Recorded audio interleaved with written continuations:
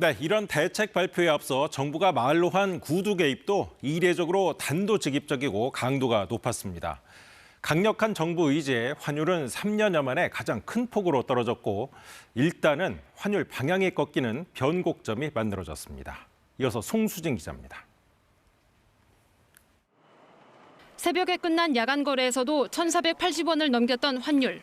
오전 9시 개장과 함께 1,485원을 넘기는데 1분 뒤 정부의 구두 개입이 분위기를 바꿉니다. 곧바로 10원 넘게 빠지더니 계속 하락폭을 키워 1,449.8원으로 주간 거래를 마쳤습니다.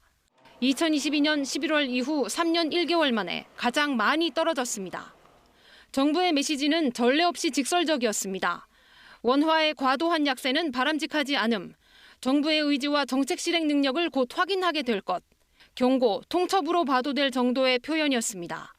외환 수급 불균형을 해소하기 위한 정책적 노력도 지속해 나갈 계획입니다. 그간 정부가 준비하고 조율해온 대책들이 본격 시행될 것입니다.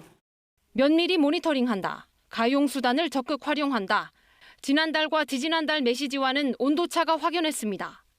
구두 개입에 이어 곧바로 세제 혜택 3종 세트까지 발표하자 정부가 1달러에 1,480원을 일종의 저지선으로 삼았다는 해석이 외환 시장에 퍼졌습니다. 달러 사자에서 팔자로 급선회한 배경입니다. 계속 환율 안정책은 나왔었잖아요. 근데 오늘은 이례적으로 환율 안정에 대한 의지 자체를 시장에 강하게 보여준 거라고 생각이 돼요.